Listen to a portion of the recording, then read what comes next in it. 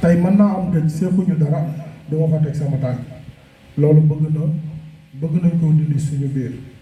xam nga ku am bànneex 100% bi jóg taxaw la képp ku am naxar 100% bi jóg taxaw la ñuy nuyu champion d'Afrique bii toog di kase Mamadou Diop may bëgg ñett tàccul ma ko bu baax a baax a baax a baax di wax ne teewaayam fii am na solo li ko doon nattu la suñu borom moo koy tegaate bokk na si point yi nga xamante ni moo tax débat bi jóg ba 100% bi jóg parce que ëllëg mën na maa dal mën na dal sama morom mais bëgg nañu bépp abse boo xamante ni war naa dal nit te moom doomu aadama ñoo ànd ak dund bés bu dalee ci kaw doomu aadama ku bokk ci kuréel gii nii di association des lutteurs de Mbour 100% bi jóg taxawu la dooleel la kàttanal la ba keneen ku ndaw di ñëw da nga ciy fekk ñu dugal ci suñu loxo bu baax a baax Père Serif loolu daal mooy objectif bi kàddu gaa ngi noonu ñu jox la nga demandé te ji say doom ñoo fi nekk say jarbaat vous êtes la preuve. ñaar ñu bokk ndey baay sax mën nañu doon adversaire boo kii nga xool ko ci football bi kii day nekk bii club kii nekk bii club ñu daje buñ paree ñoom ñaar ñooy fanaan ci benn kër gi naka noonu nag mooy làmb ji ndax yéen ñëpp doomi Mbour ngeen ku ci am bànneex sa morom dafa war a taxaw ku ci am naqar sa morom dafa war a taxaw te loolu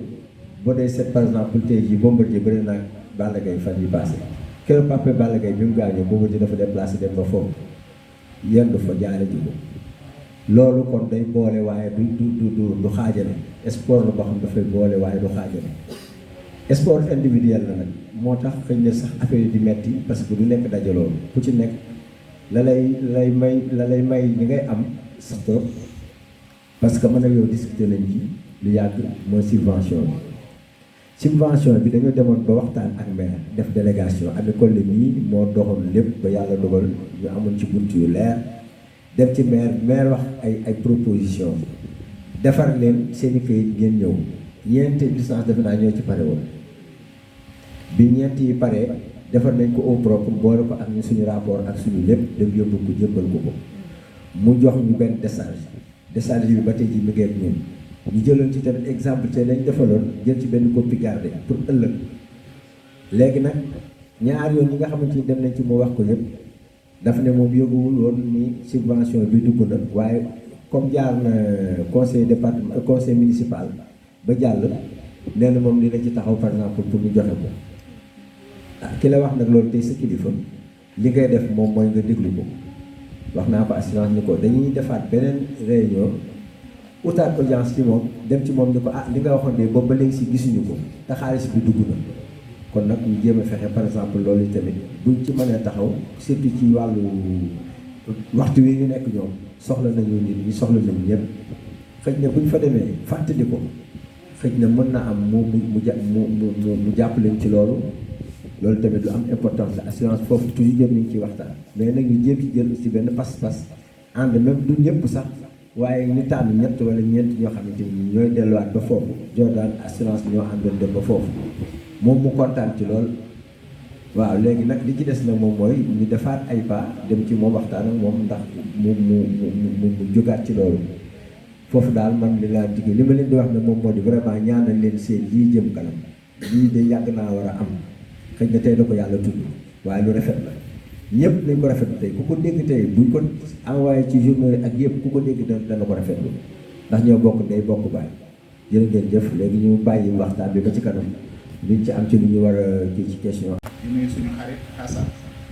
Xasan nag bi ma ñëw fekk ko fii dama kontaan ci moom parce que fu ñu dajee du wax ci wàllu liggéeyam ak man ci wàllu làmb rek lay wax ak man donc bu ak lu làmb wootee fii ma ñëw fekk ko fi mu toog kon la mu doon wax lu dëgg la ci moom. donc di leen remercier bu baax champion assurance ak ñoom Pakala ak ñoom Jordan ak ñi fi nekk yëpp parce que li ma fort ci président Serif bi muy wax mooy que ne loo leen mënoon a def ci Mbour te defoo leen lii defoo leen leen war parce que Mbour dafa am problème yu bëri yu nga xamante ne dafay am ci li koy indi mooy que ne Mbour waa bëriwul ñu koy bëgg. tey jii ñun région de Thiès ñu bokk bu ñu demee réunion CRG xam nañ nañ fay def beneen région boo dem aussi dañuy def Mbour wujj donc nag ki nga xamante ne foo jóg ñu def la wujj yow war nga xool sa doxalin parce que comme li ñoo wax l'union fait la force benn lam du yëngatu mais tey jii ni ngeen ànd nii ma gis ko ngeen ànde ko bi Bombardier dem ci làmbam ma gis ko ngeen ànd ko ma gis ko ci image yi dama kontaan ci loolu parce que ma xam ne lii boo leen ko defee rek moom ngeen war a def parce que sport bi dafa neexul ba neexul waaye département de Mbour moo ko yor surtout lamb comme département de Mbour moo ko yore nag ñun war nañu xool fu ñu teg suñu tànk fu nekk parce que lamb bëri na problème yi ci am nag waaw Bouba nee na Boy Ngaay général Diouf aussi seen combat boobu jàll na waaye boobu ñoom ñoom ñu ngi si 100% Mbour waale waaw di nuyu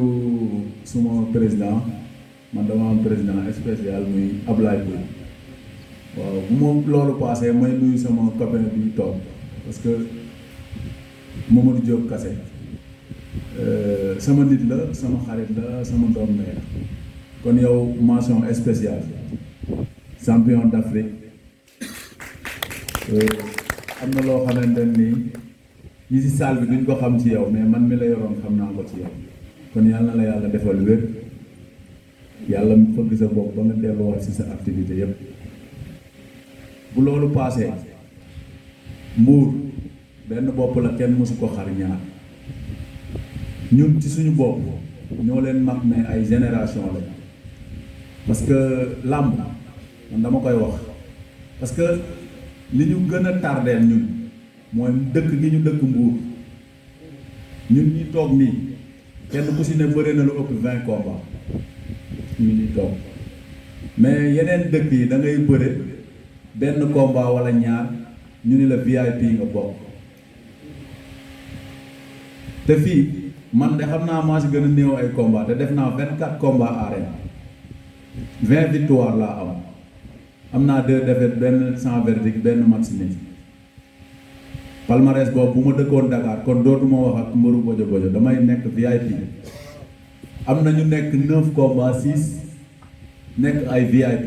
te mbëru waxuma ñun ñi toog fii de boo yi toog nii am na ñu ne VIP foofu mënuñu leen a daan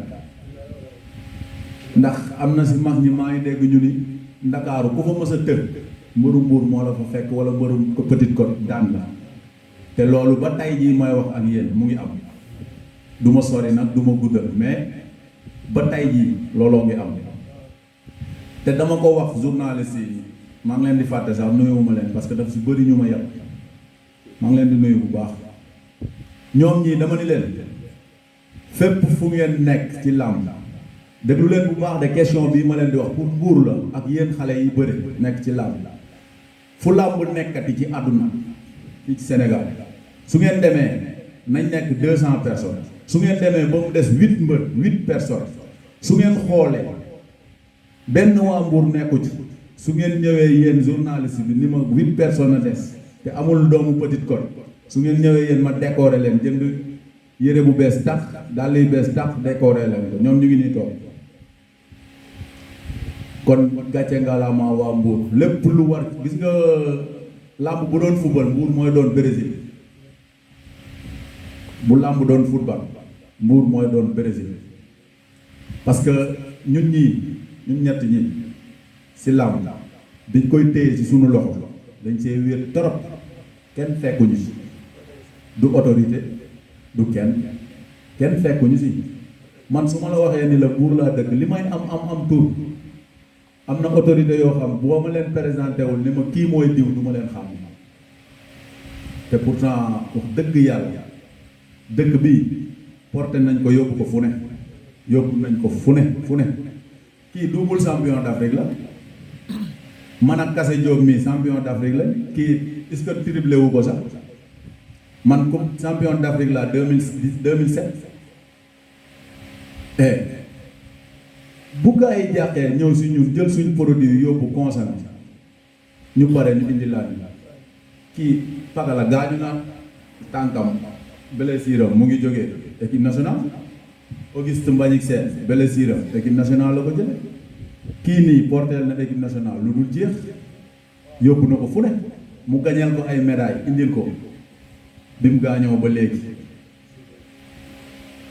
ñoo pare loolu dañ koy topp di ko wax di ko waxaat mais dafay metti ga mettit bi mooy ñun ñooy reculer jëlal suñu bopp suñu yëf mais kenn papa la déedéet kon ñun boobaa dañuy rey làmb li bu boobaa dañuy rey làmb yéen booy yi si ginnaaw parce que àdduna neexul ba mu bëree papa la fi ñu toll nii te bëri nañ man ak moom ay yoon assurance mi tey jii dootuñu bëre te bëri nañ ay yoon te ñu ngi nii tey làmb nag dafa am loo xam ne booy yéen fi ngeen ko teg ak fi mu ne dafa sore gis nga nit man ngeen a bokk sax di kontaagandoo ba jouru combat jot ngeen bëri kenn ay daan rek kenn daan bu vainqueur amul woon vainqueur du am te loolu nag yéen si ngeen di liggéey mooy seen gagne-pain du ma ne du ma bëreeg buuba du ma bëreeg pakala déjà tëj naa sama ñaari bu dee 100 millions lañ may fay 200 millions laa jël bloqué ko tëj ko du dëgg loolu waxuñu ko benn nit tàbbiwul si nopp kenn yéen a bokk lu ngeen di liggéey kuñ si jox sa combat diw ñor na da ngeen a war a bëre da ngeen di bëre ñun li ñuy xeex mooy comme ni ko buubay waxee pakala am na combat Mbuur doomu beneen dëkk lay bëreel wala mu ngi jëm Dakar keneen lay bëreel ci loolu lañu taxaw ci loolu la 100% bi di ñëw taxawu ko jàppale ko ñu xam ni waa Mbuur benn lañ dégg nga beneen bi si des mooy 100% bi dafa jóg pour tous les points point bi si njëkk mooy dinañ sensibiliser booy yëpp ba nga xamante ni ku si am naqar. sa Jóob dañuy indi noonu ñu ñëw si 100% Mbuur waa bi dëggal borom baat bu tiis bi waaw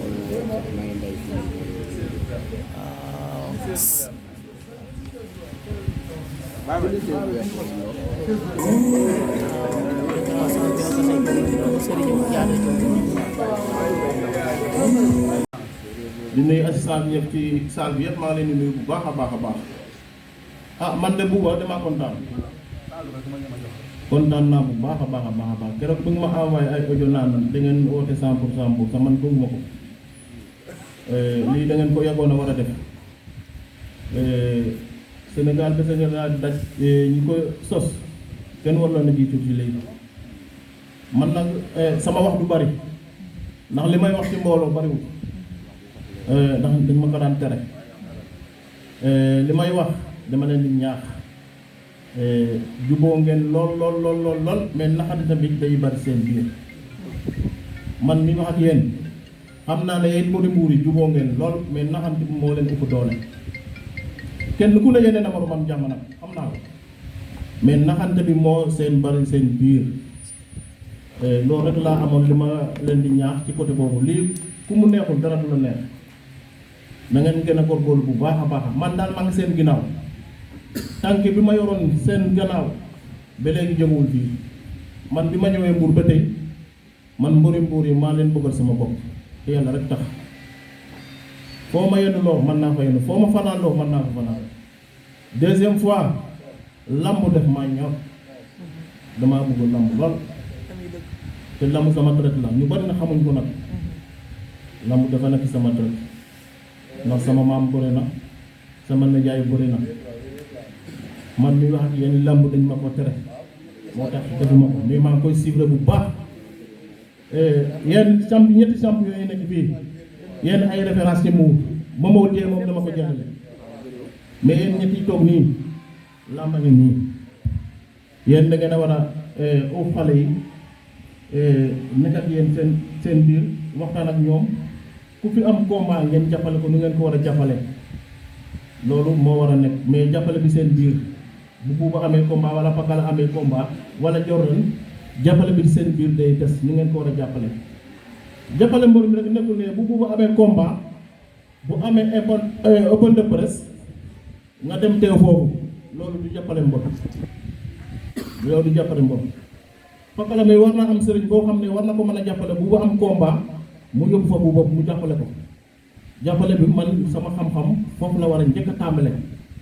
Jordan noonu Bouba noonu balaa ñu ak ci loxo ci poos ak doole li ñu war a def foofu jàppale fan la war a commencé diggante mbor ak morom Pakala mi war na jox Bouba ay gàllaajam mu utiliser ko ci làmb Jordan noonu Bouba noonu loolu bu ngeen ko defee rek du ngeen reeroo man daal damay xalaat daal ngeen nekk ci biir oote 100% ngeen nekk ci biir di naxante ba 100% bi dox nu mu war a doxee man loolu mooy sama problème man boo gisee woon ma insisté ñëw bu wate ma ne ñëwal fexeel nga ñëw rek fexeel nga ñëw mais damaa xam ne mën nañ ko commencé yàlla bu mu am nag yàlla bu mu am ñu commencé ko ñaari weer ñetti weer wala at doo biñ ko dégg wala du ngeen ko jafee man foofu lay xalaat yàlla bu mu am kase maa ngi lay nuyu bu baax maa ngi lay nuyu bu baax a baax xam naa ne moom yow miinoo ma wala xamoo mooy xam naa ne bu baax amul fu ma la suivre wul xam naa ne bu baax a baax a baax a baax maa ngi lay ñaanale yor raay soxla nañ la fi de kontaan naa ci yow bu baax boo gisee may wax ci micro yaa ma jox ñett a jox micro may wax mais yàgg naa ci milieu làmb te mosuma wax ci micro mais grâce à toi soxla nañ na fi nag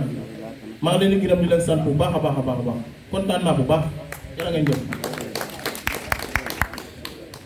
àndal si 100% bi dem nañ fépp am na loo xam ne après dinaa ko leeral su ma joxee champion bu mag bi Ngari Maayo ñu ngi lay ziar Ngari Maayo ñu ngi lay ziar lu bëri yow ci mag ñi nga bokk fii ñu toog nii am ko fi place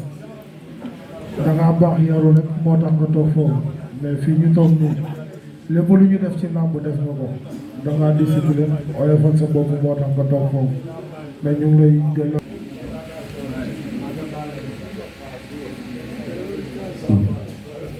auzu billaahi mina seytaani rajiim bismillaahi rahmaani rahiim. di gërëm si ni nijaay yu baax yu fi nekk ku si mel ni Raay Jaw Njomb Ñaŋ ak Grand Mawadi di nuyu 100% Mbour bi yombul nag lu gaa yi wax rek gaa yi wax nañu wax ji yëpp pour man dama siy jaaraat nii rek nan leen bokk day bokk bàyyi ñun ñi bañ si tollee dañ doon bëree ñun ñett ñi rayante leen teewul tamit ku si taxanteeg mbër boo xam ne dëkkul Mbour ñun ñëpp ñëw jàpp si ndax waa Dakar booy xool loolu la ñu rawee te àdduna mun naa ne jàppalante la ndax si li rakk yi ñoom dañ leen war a mun a jàppale gunge leen puuse leen ndax ñun kat booy xool def nañ si làmb loo xam ne nii ñëpp teg nañ seen bët damay ñaan yàlla ñun tànk bi ñaaw jëloon ñoom dañ ñëw jël tànk yooyu mais jàppeeg pexeb yàlla ak dogalam ñoo ngi lay ñaan yàlla yëkkatiwaat la jàmm ak salaam nga jub nekk si activité maa ngi nuyu ñëpp nag nañ ko gëm nag mun naa ne wax ji jarul muy bëri lu may gis nii man wax si mbooloo mënu ma ko mais bu ma wax na wax ji sama papa Serigne wax na wax ji Modou Pouy tamit wax na wax ji kon da leen góorgóorlu rek bokk ndey bokk bàyyi mu bañ a nekk nii wax kese bu nekk. kii naka la tëdd ma bëri di la dàmparam di la dalal jàmm bëggoon naa jox njomb nag mais njomb comme sa mag dafa ñëw bàyyi ma jox ma bëri mu dalal jàmm nag day bañ njaayee ni romb balaa bu tuub la fa nekk ndax nee na bàyyi ma kenn te njaayee ni dañoo bëgg nag te su borom balaa ko nekk suñu paree après ñu dugal waa kuréel bi ñu waxtaan après ma bëri bu ñu paree mbëri moom dañuy mujjee xaar quoi ñoom ñooy mujjee sax comme yéen a invité waate xam nga comme yéen a après ma bëri raay mooy nag raay dafa am ku ma doon xaar bu ñëw ma doon koo dugal après su ma paree dinaa ko wax kooku bu yegsee ci kanam tuuti rek ma dugal ko bala ma dugal ma bëri 100% Mbour waaw Père Mamadi le grand amateur kii kan la série Philomène Ndour Baye Moustapha Mami Ndéla waaw mais Nogaye tey Ousmane génnul fii tey Philo moo génn fii tey Philo moo génn fii gisoo sañse bi waaw moom la naa la xamal leen fan yi xiiram la yor de di ko cawaate de man xaw ma lu mu nar ak lu mu namm man moo ma jaaxal 100% Mbour bi la ak tiñal jiital Raay Njomb Ñaŋ ñoom Nogaye ñoom Ami Collé ñoom ñëpp maa ngi leen di nuyu di leen ziar mbër yi nag moom wax dëgg yàlla mën naa wax sax ne tey jarul sax ñu leen di nuyu wala ñu leen di wax leen dañ leen di sant rek di leen gërëm ndax tey yaakaar naa ni lépp loo xam ne ni wax naa ko fi rek mel na ni ñi jiitu wax nañ lépp kàddu gi benn lay doon lii yàlla na jëm kanam def ngeen loo xam ne nii nag ñun vraiment dañ ci ànd ak contentement bu rëy ak fierté keroog buuba bi ma liiree sa message wallahi azim sama xol bi dafa sedd guy ma kontaan ci lool xam nga làmb dafa am loo xam ne nii dafa am ay réalité boppam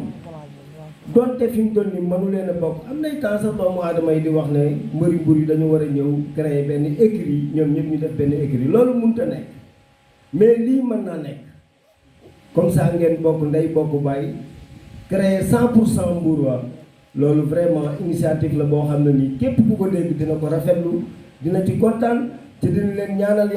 yàlla jëmale lépp kanam ndax tey jii yaakaar naa Pakala wax na ko sànq nee na ñoom ñett ñiy toog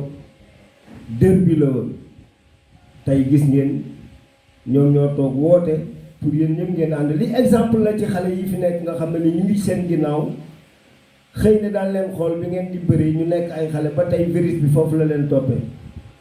Bombardier mooy magu dëkk bi ci côté mbër yi moom atteindre na li nga xam ne nii mooy niveau yegg na fi mu war a legg li ci des rek mooy gunge leen nga la nag yéen ñi fi def bu leen mujjee caabi ji mu réer yéen a ngi ci yoon woo xam ne nii nag yoon la woo xam ne nii tey su ngeen ko wàccul bàyyiwu leen ko lépp lu ngeen soxla ci làmb di ngeen ko am gis nga nag Petite Côte bi fii amul mbër mooy tudd ci làmb ji ca génnewul ci Petite Côte bi fii Yékini mi ñuy reconnaître ka nga xam ne mooy le roi des arènes fii da dëkk ci Petite Côte bi tubaabu joor noonu bër gi démb la ko waateen tubaab di sargal mu bëre ba jël le roi des arènes Robert Diouf noonu ak yeneen i mbër yoo xam ne nii fii lañu soxli ko képp koo xam ne nii sax ci mbër yu mag yi dem nga ba dégg daal fii nga jaar sa carrière fii nga loqi ko fii nga bëree sa combat bi la war a mën a feeñal yóbbu la Dakar amul mbër mu jaarul Mbour fii bëre fi damay seetaan làmb 13 ans laa am seetaan ay mbër yoo xam ne ni dañoo toog ma toog. waaw Bombardier ñëw noonu ci 100% Mbour bi arrivé de BC4 de la Petite Côte.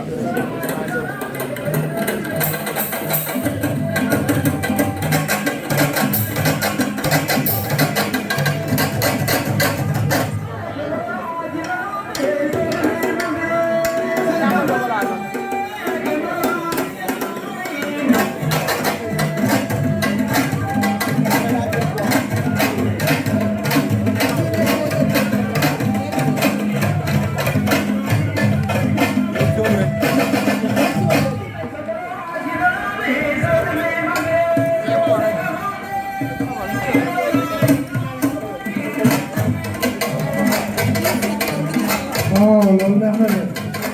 ah xanaa saa yu ay mbër nekkuñ li du yoon de soo bu neex bii xanaa suñu jarbaat na koy sax mu ngi yëngatu ah dëgg la mais booy xanaa ay mbër nekkuñ ci saal bi lii yoon la ah moo koy jógal boog baa ma jóg comme ñoom mënuñoo jóg tey lii yoon la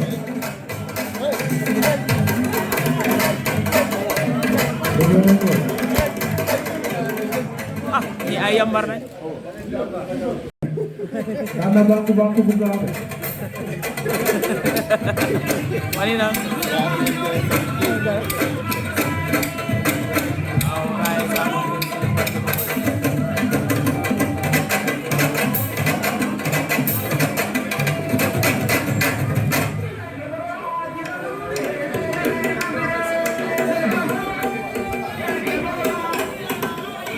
booy ma ñëw salaamaaleykum gars yi ñu ngi leen di nuyu gànna ñi ngi waay ñi ngi baaba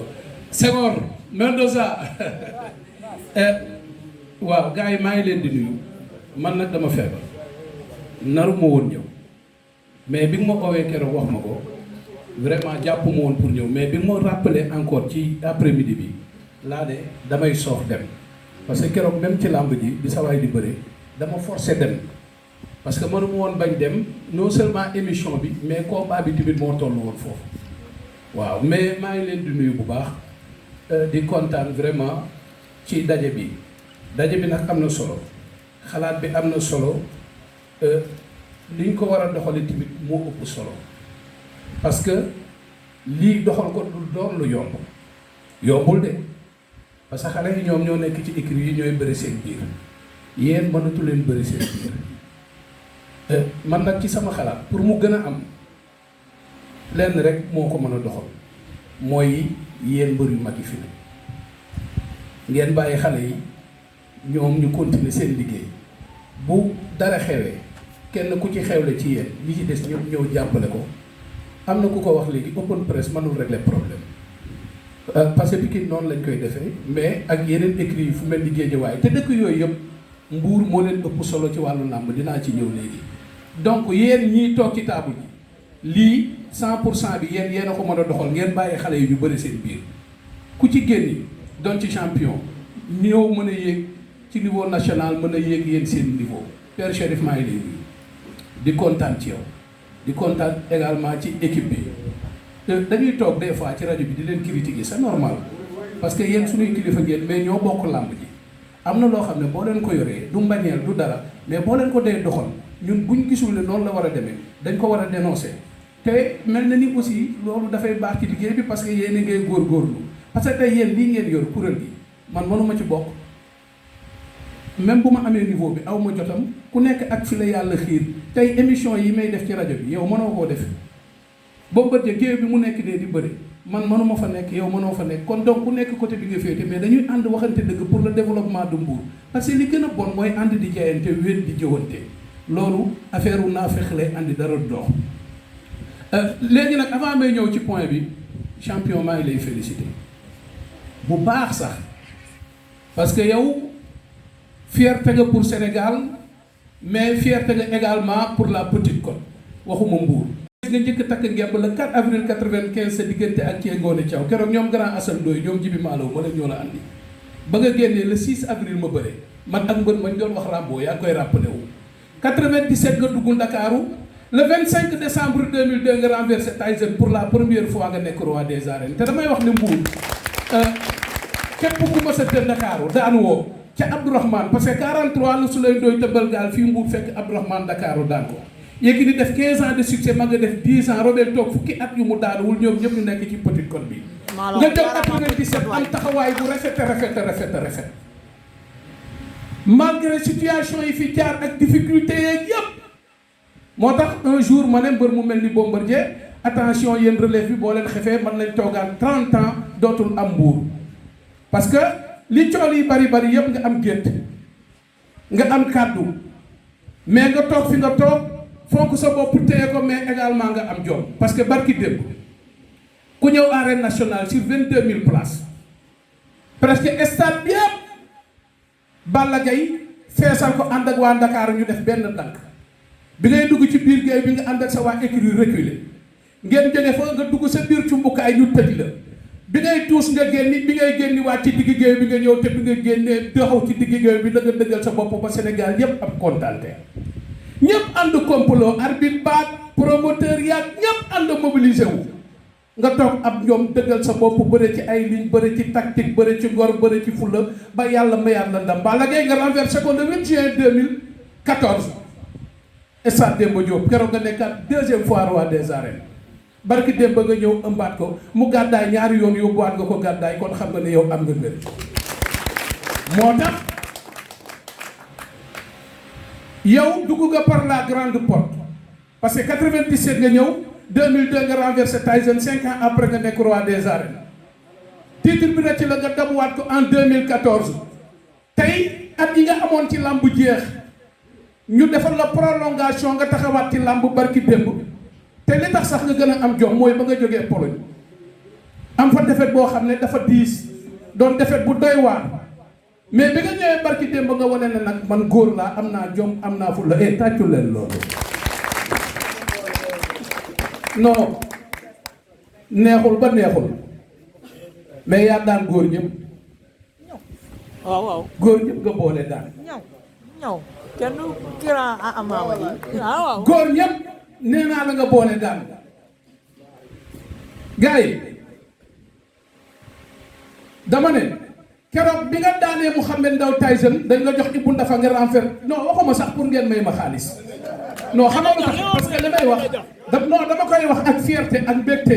parce que yow non kii dafa sagal Bombardier attention non da nga sagal non xam nga yaa doo géwél waaye xam nga la mooy suñu problème wuy ma da nga yëngal deret bi wuy ma da ngaa xeex boo jublu moo tax nga xam ne dugub ji tool loolu rek laa lay doon. nga renversé Tyson ñu jox la Ibou Ndafa nga renversé ko ñu jox la Mame Diambane nga renversé ko c'était le 14 mai 2005. stade Léopold Senghor keroog la Abbé Diamakhoune toog ci tribune bi nga dajeeg Yaxya Diop Yékini 28 mars 2004 mu renversé la nekk roi des arènes nga ne dama koy jëliwaat gars yi gëmuñu ko le 8 juin 2014 nga ñëw renversé waat Balla Gaye te Balla Gaye ku ko daan góor nga surtout nga daan ko 2 fois. Un leader de la valeur de Balla Gaye il est de Guédiawaye nekkul fii mais ku ko daan ci génération bi nga toll ak âge bi nga am ak fi nga ko daanee góor dëgg nga moo tax ma ne la yaa doon daan góor ñi. kon tey bu xale yi defee lii ak ndam lu rëy li nga am parce que nag 25 décembre 2002 dañ ne woon Tyson du daanu ci lamb keroog ba arbitre bi di génn seen diggante nga dugg ci biir gardam yéeg ko gauche xaañ ko droite wan ko gannaaw ñibbi si Mbuur. dañ ne woon ndam lu mel nii dootul am xamoo 8 juin 2014 daan nga Balla Gaye mais ndam lii nga am barki démb le 1er janvier 2022 arène nationale ndam lu rëy nii ma soo ko am parce que li ci daje dafa bari kon ndam li nga jox waa Sénégal rawatina waa Mbour yàlla nay sa njiglaay te fii nga teg sa tànk yàlla na nga àggaleeg sa sago tu es une fierté pour la Petite Côte nekk fierté parce que tu es un lutteur international fu nekk fu góor di takk ngemb Japon Chine barki démb Pologne yow am nga mérite tu es le lutteur le plus doué le plus palmarès de l'histoire de la lutte sénégalaise visitel demal ci ay Abdourahmane ñoo ci ñoom Robert dem ci ay ñoom Ambroise nga xam ne def nañ ay Montréal 76 Moscou 80 Los Angeles 84 Séoul 88 mais fi nga takk ngemb ay Japon ay Chine ay Pologne góor ma su faa takk ngemb jóge Sénégal kon gaañi bu ma toppee lii sax damay def émission mais ñu ngi kontaan ci yow di la ñaanal di wax ne xale yi nag lii rek mooy mbir mi parce que mbir mi jom rek la amul benn nit loo mën a reprocher Bombardier bu ma sa gis Bombardier biir Mbuur wala Sénégal muy taxawaal boo bëggee doon góor nag doon mbër da ngay am gétt te da ngay sóoraale altine surtout fi àddina toll ci monde internet nga xam ne Bombardier mas na ko wax boo daanoo tey at mi yëpp da nga koy daan mais lépp loo ñàkkoon Pologne amaat nga ko. def nga ko histoire dugg nga ci histoire définitivement sa tur dootul fay ba keroog àddinay tukki li fi Abdourahmane defoon ñoom Cheikh Mbamba def ko ñoom Mamadou Thior def ko ñëpp li ñu liggéeyoon jël nga ko. defaraat ko ba mu jekk teg ci sa tànk tey yaa ngi ci kaw tey fierté nga set nga ci biir réew mi tey képp koo xam ne doomu Mbuur nga foo dem bu ñu nee Bombardier nga am mbégte kon yàlla na nga àggaleeg sa sago yàlla na nga àggaleeg sa sago te lii ngeen du sumb te ak ndam lu rëy li nga am xale yi taxawal lii bu la neexoon sax nga bañ a ñëw mais xam nga ne ñii ñooy say rak te expérience bi nga am def nga lépp maytu taxawaalu bi maytu soirée yi maytu waxu caaxaan maytu ay grand place toog fi nga toog boo bëggee def carrière bu riche maa ngi jéggalu ngeen baal ma kase maa ngi lay nuyu merci mon frère.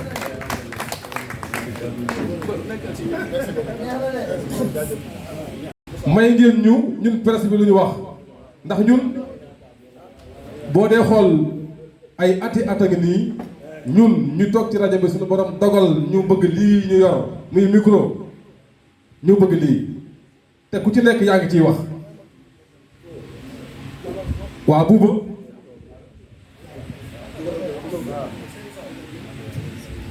waa ma ni waaw kooku mooy président Cheikh Issa dugg si na na ko DJ bi accompagner ngeen tàcc ko waay waaw ngeen may ko loxo waaw kii mooy yaakaari Mbuur kon bu ñu wootee ci 100% mu ñëw du bett kenn ñu ngi leen di féliciter bu baax a baax di kontaan ci teewaay bi DJ waaw loolu mënul ñàkk loolu mënul ñàkk waaw kooku mooy président Cheikh Issa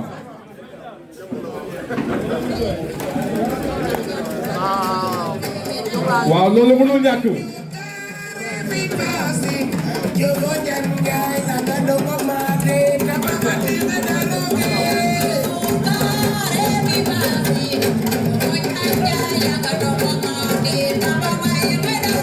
waaw waaw. ah.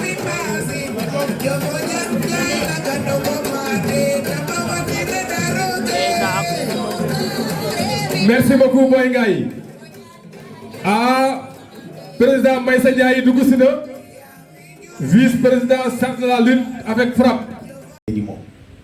réunion bi ñu doon def ci quai de pêche bu Mbour lañ ko defee woon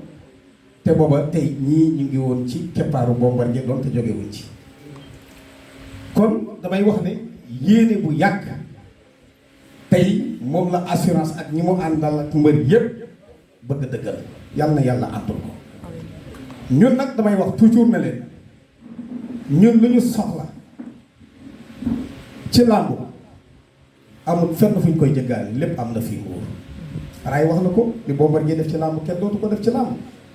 kii géew bu dul géewub Ginne takk na fa ngembam ne doon ñett lañ fa teg Aline Faye Pakala la même chose kii détenteur drapeau chef de l'état la 3 fois Aline Faye Pakala plusieurs fois champion d'Afrique Jordan maa taxaw mbër yi nga xam ne ñoom la ñuy wax ci làmb ji ne ñoo dàq bëree papi général ci la bokk mu ne kuy takk ngemb di bëri ci làmb Jordan la dàq bëri Jordan a ngi taxaw añani léegi tey ñi am le premier vice-président chargé de la lutte avec frappe muy le président Meissa Ndiaye donte ji boobu waaw kii man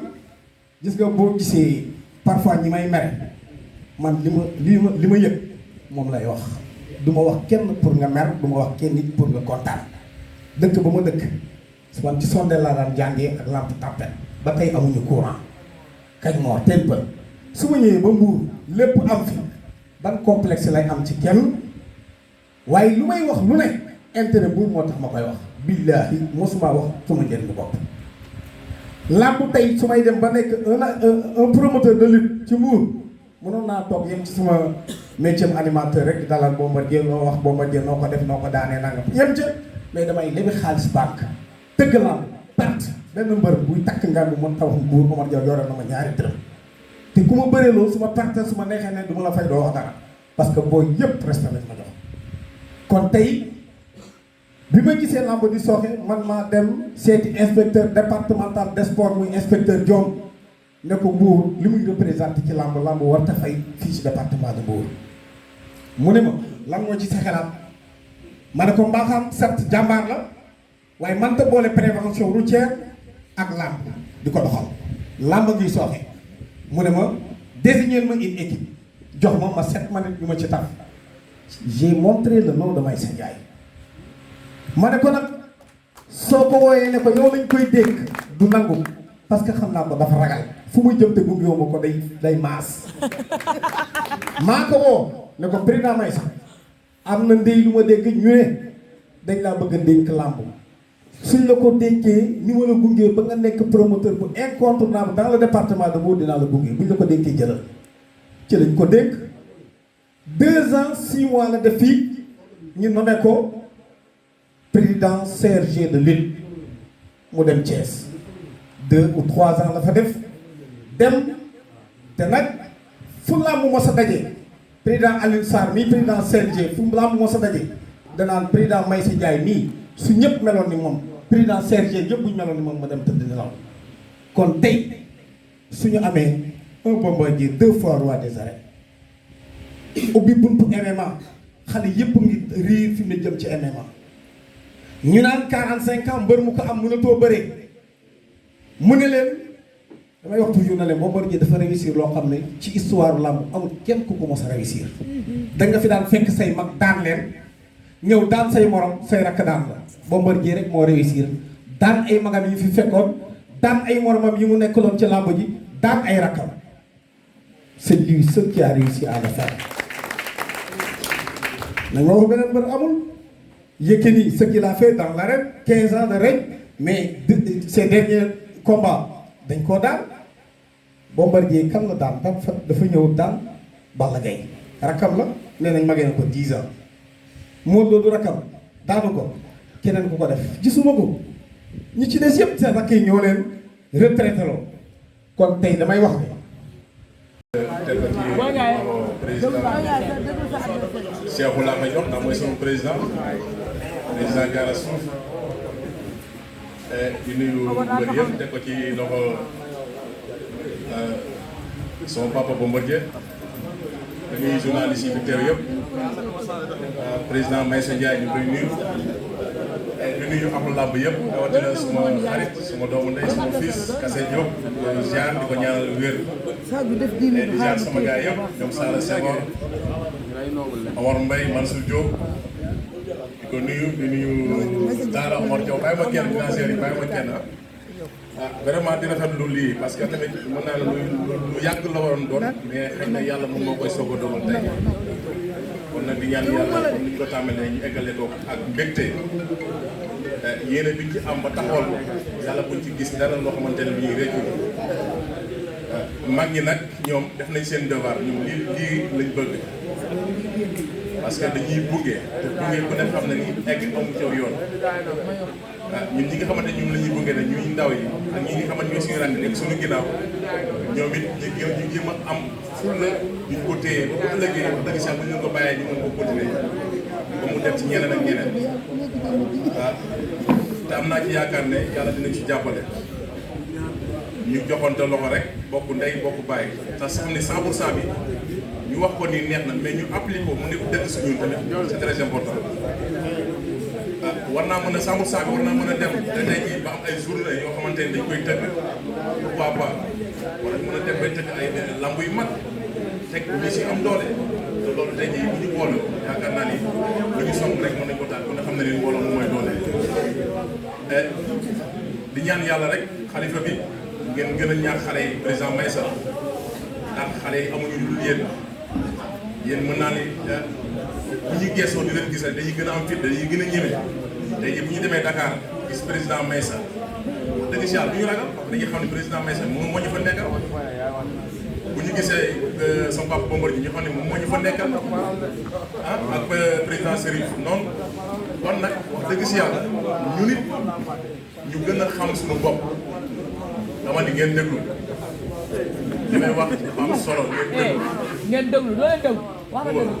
wala sa gars yi ñu déglu yaa ngi dégg dama ni pourquoi pas 100% bi war ñu mën a dem bay tëj ay journée yu mag c'est normal président waaw bañ tëgg sa combat bu ñu waxtaanee ba déggu yaakaar naa ni am fond boo xamante ne mën nañoo may loolu mën nañ ko am mais li ci yëpp moom mooy li ñuy wax ñun mu nekk loo xamante ne lu ñu gëm la bañ a tricher ki nekk rek nga téye ko ak sa ñaari loxo départ boo gis nag dina demee nii des fois mu xaw a sooxe tuuti te lii wax dëgg saa départ bi neex na ndax tey kilifa yi fi teew ku ne xam na ni li leen yëkkati nekkul lu ndaw bëgg nañu tey couleur Mbour jëm ci kanam bëgg nañ tey jii sport Mbour jëm ca kanam rawatina làmb kon nag loolu ñun ñi nga xamante ne tey ñun lañ ciy bëgg ak ñi ak suñu rakk ne suñu ginnaaw ñoom it chaque jour dañu mën a loo xamante ne mag ñi dañu gën a sawar ci loolu te yaakaar naa ne li ñuy jiitu mooy yar bi ak li nga xamante ni moom la ñuy woote ñu gën koo gëm rek moo am solo nit ki nag loo gëmul la ñëpp sax da ciy dugg mais buñ ko gëmee am naa yaakaar dañ ci dem fi la yemale sama kàddu di wax ni kontaan nañu